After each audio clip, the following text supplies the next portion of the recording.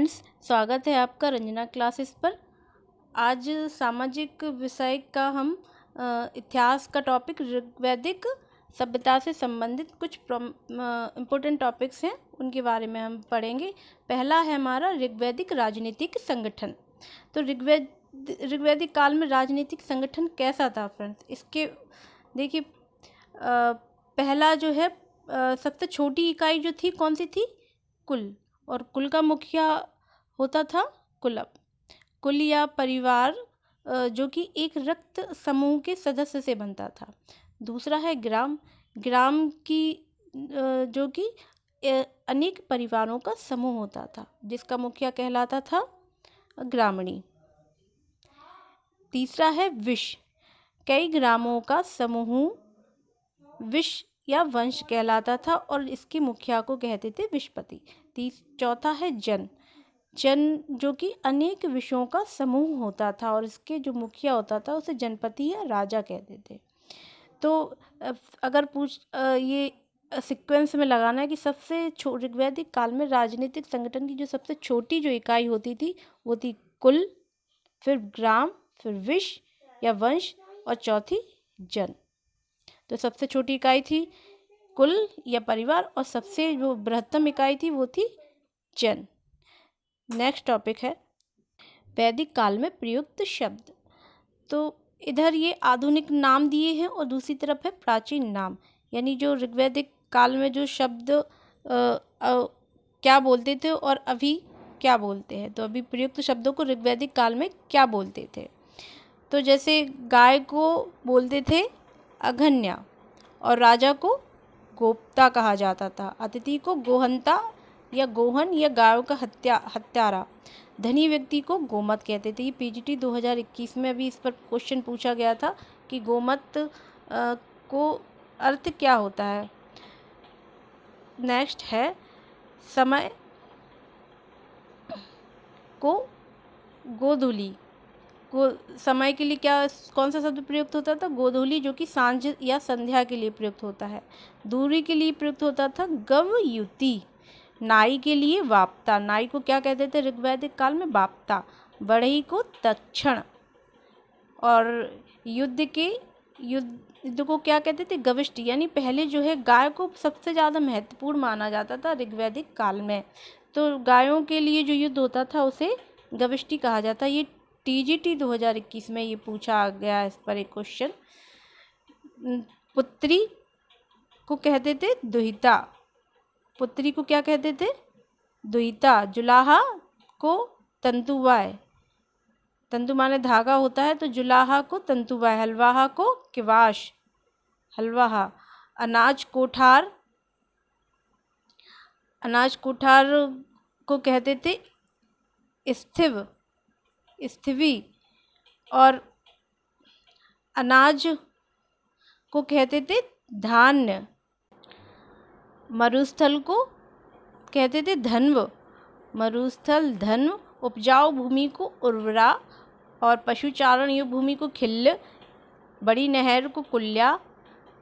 हल से बनी हुई नालियाँ सीता। हल के लिए लांगल। हल के लिए लांगल शब्द का प्रयोग होता था ऋग्वैदिक काल में। और गोबर की खाद के लिए करी शब्द। नेक्स्ट टॉपिक है वेदांग। वेदांगों के ऊपर भी क्वेश्चन पूछा जाता है कि कौन से वेदांग के कौन से रचनाकार हैं या किससे संबंधित है। तो वेदों के अर्थ को समझने और वैदिक कर्मकांडों के प्रतिपादन के लिए वेदांग नामक साहित्य की रचना की गई थी। वेदांग संख्या में 6 है। वेदांगों की संख्या कितनी है? 6। कौन कौन से हैं? शिक्षा, कल्प, व्याकरण, निरुक्त, छंद और ज्योतिष।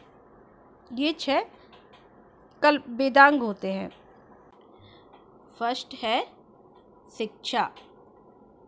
वैदिक मंत्रों के उचित एवं शुद्ध उच्चारण की विधियों के ज्ञान हेतु रचित साहित्य को शिक्षा के नाम से जाना जाता है। शिक्षा को वेद की नासिका कहा गया है। शिक्षा को क्या कहा गया है? वेद की नासिका।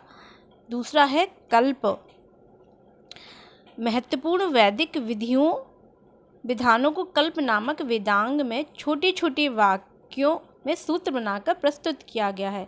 सूत्र ग्रंथों को ही कल्प कहा जाता है। और कल्प सूत्र 4 प्रकार के हैं। कल्पसूत्र कितने प्रकार के हैं? 4 प्रकार के हैं। कल्प को वेद का हाथ कहते हैं। तीसरा है व्याकरण।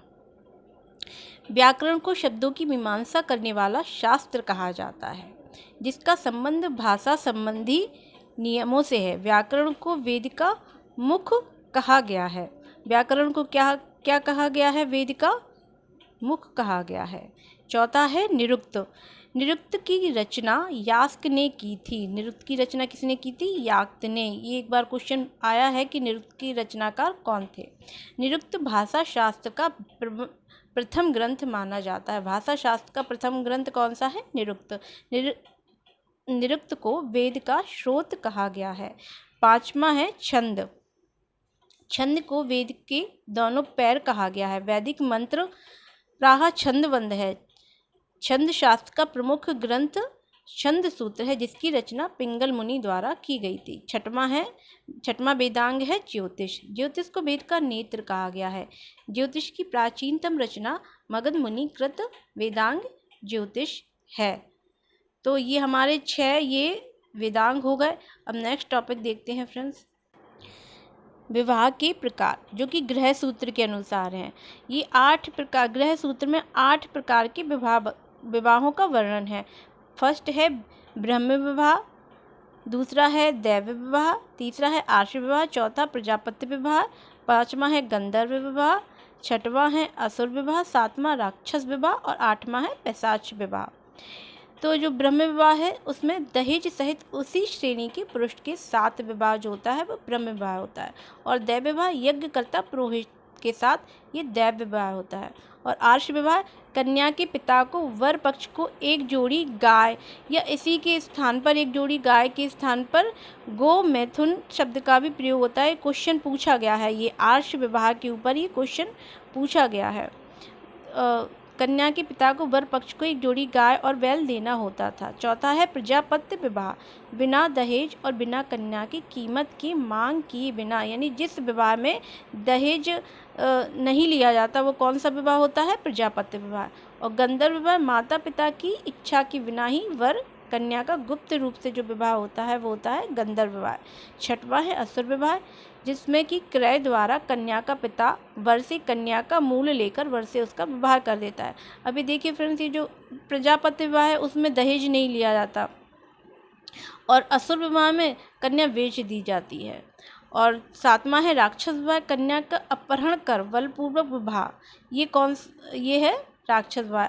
और आठवां है पैशाच विवाह, जिसमें कन्या को भगाकर विवाह कर लिया जाता है। जब वह अपनी चेतना में ना हो तो उसका हरण करके ले जाकर उससे विवाह करना, ये पैशाच विवाह होता है। नेक्स्ट टॉपिक है आर्यों का भारत में विस्तार। तो आर्यों का भारत के विस्तार में ये देखो कहाँ कहाँ तक था। तो ये सप्त नदी, जिन्हें सप्त सैंधव कौन कौन सी थी? सिंधु, रावी, ब्यास, झेलम, चिनाब, सतलज, सरस्वती। इन 7 नदियों को सप्त सैंधव की संज्ञा दी जाती थी। और दिल्ली के आसपास के जो क्षेत्र होता था उसे ब्रह्मावर्त कहते थे। गंगा यमुना का दोआब क्षेत्र होता था उसे ब्रह्मर्षि कहते थे। और हिमालय से विंध्याचल पर्वत तक का जो क्षेत्र होता था उसे आर्यावर्त। विंध्याचल पर्वत के दक्षिणी ओर का क्षेत्र होता था उसे दक्षिणापथ कहते थे।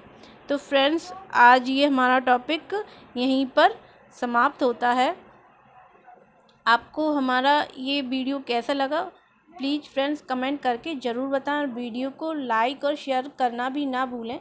और अगर आपको हमारे वीडियो की नोटिफिकेशन चाहिए तो प्लीज़ हमारे चैनल को सब्सक्राइब ज़रूर करें। Thank you friends.